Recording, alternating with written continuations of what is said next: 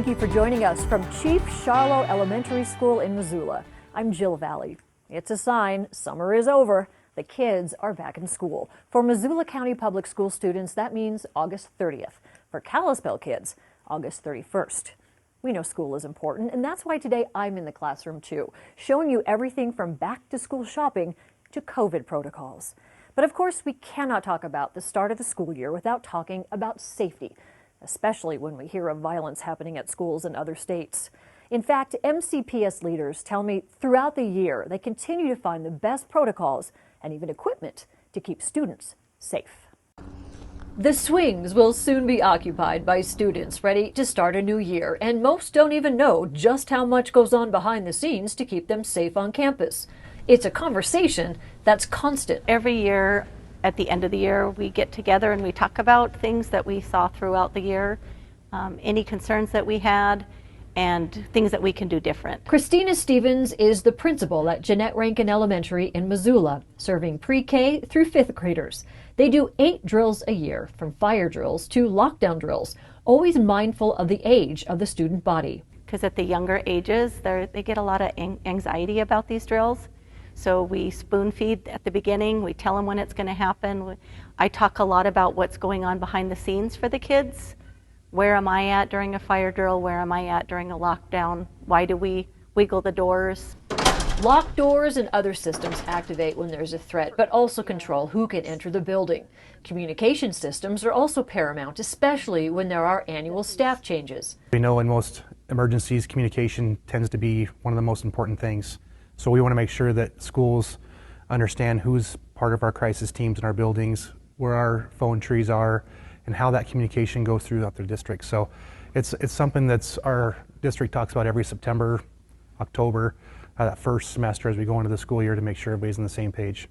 There are other technologies available to help communication, new apps, for example, that the school district is exploring.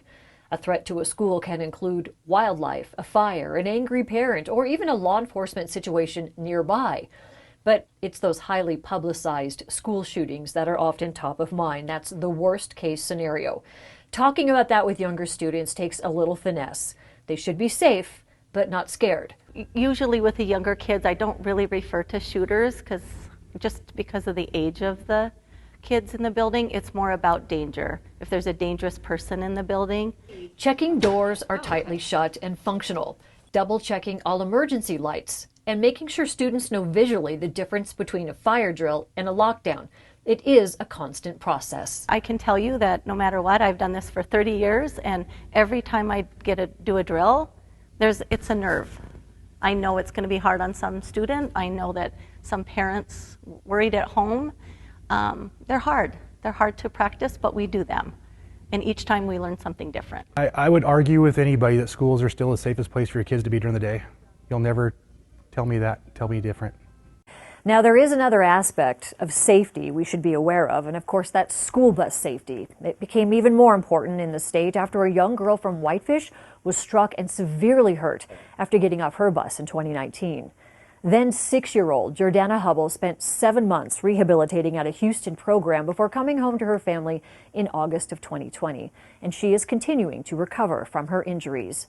But since that incident, the Montana legislature passed a law to extend the stop sign arm on the side of a bus to 6 feet over the road to increase safety. Also, the student cannot cross the street or enter or exit a school bus unless the road is partially obstructed by that extended stop arm. The bill also increases the reckless driving penalties for drivers who pass in either direction a stopped school bus that is displaying the visual flashing red signal from $500 up to $1,000, even possible jail time if they're convicted. Now, with Western Montana schools back in session, the Montana Highway Patrol has some traffic laws for you to keep in mind when you're near a school bus. Prepare to slow down when you see the amber-yellow flashing lights. Stop 30 feet from a stopped school bus when it's flashing red lights. When a school bus is stopped at a 4-way intersection, vehicles cannot turn left, turn right, or pass that school bus. When the stop arm is out on a school bus and there's a raised median, all traffic traveling in the same direction as the bus must stop. But when the stop arm is out on a school bus on a non-divided highway or a 2-lane road, Traffic traveling in all directions must stop within 30 feet of the bus. Another aspect of school safety has only become important in the last 2 years. Of course, that's COVID-19 protocols. But for many districts, like Missoula County Public Schools, the emphasis this year is on more than the virus, but making sure students and teachers are taking care of themselves. Here's MTN's Dennis Bragg. When school opened 2 years ago, the conversation was all about masks and social distancing. Now MCPS administrators are more confident given the additional virus research and the district's extensive data on classroom COVID trends. Well, we've been pretty good the last 2 years about doing the detail work with COVID and tracking our data and trying to predict what might be coming our way. Still part of the mix, we're really trying to follow the CDC guidelines, and they've changed a bit. So we've got ourselves clued and tapped into whatever they are leading us. Of course, the masking is optional, it's recommended still, but certainly not a requirement. So things have lessened a little bit in some of our requirements and protocols. But Lodge says beyond dealing with the remnants of the pandemic, the district is going to take a different approach, focusing on wellness this year for students, teachers, and staff. I think the message now has been transferred over to the wellness and self-care, because we've realized that there's just been a lot of stress. And how do you manage that stress, and how do you teach kids, and we've been asking people to do a lot of things that wasn't the usual, back 5 years ago, 3 years ago. That first step started with a massive training session over Zoom with 1,300 staff last week and will continue with professional development and outreach throughout the year. We can't get to the academics till the relationship is solid.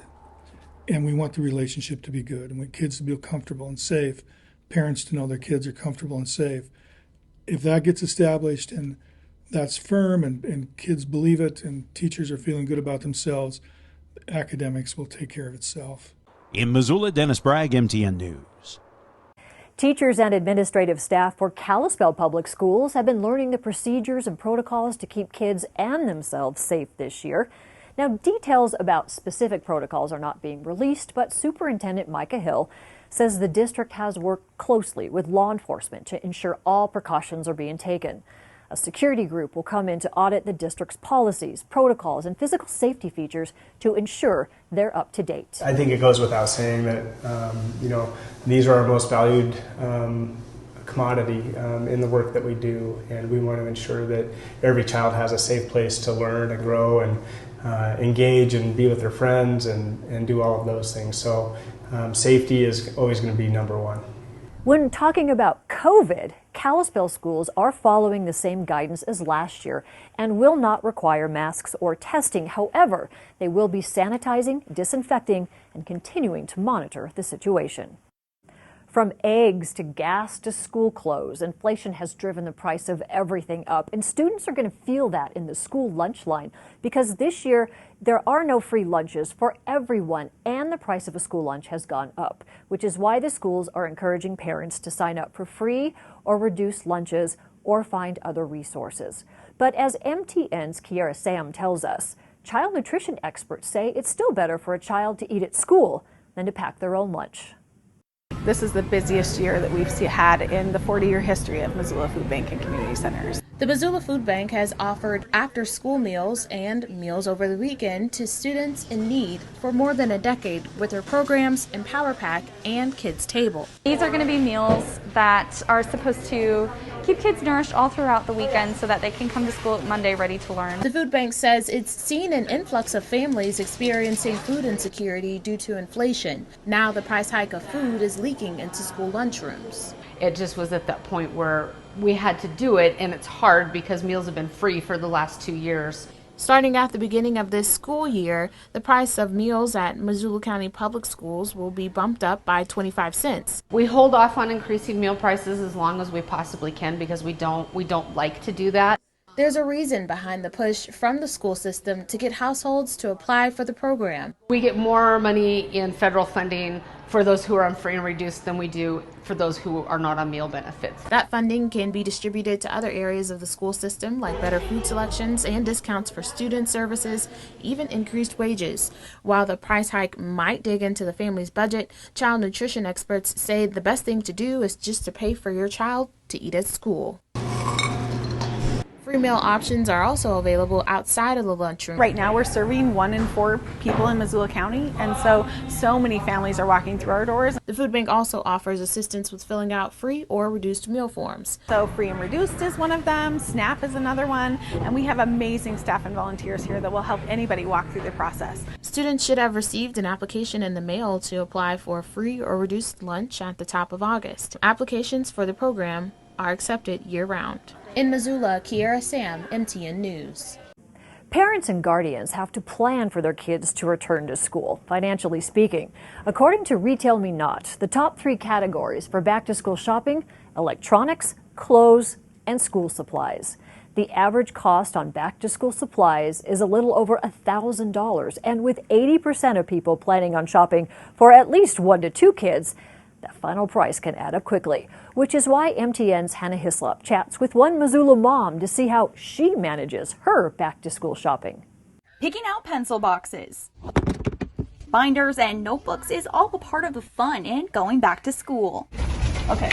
For Mama 3, Chrissy Davis, back-to-school shopping means planning ahead and starting early. My usual plan is to go as soon as I start to see school supplies like in the special section of the stores. And I feel like the only thing I get overwhelmed about is knowing that they're gonna run out of certain things at the store. And Davis isn't alone in spending around $100 on supplies per child.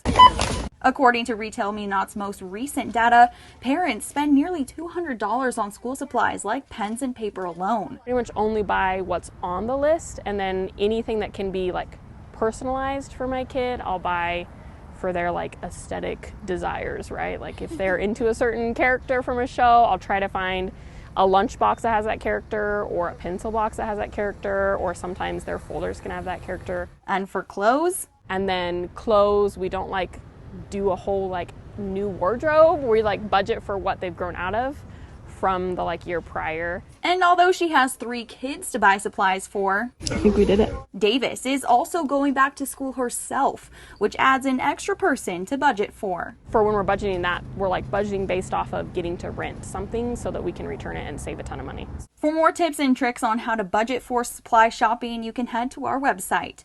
In Missoula, Hannah Hislop, MTN News. Thank you so much for joining me here at Chief Charlo Elementary Schools. For more stories on back to school and for more resources for your student, visit our website, kpax.com.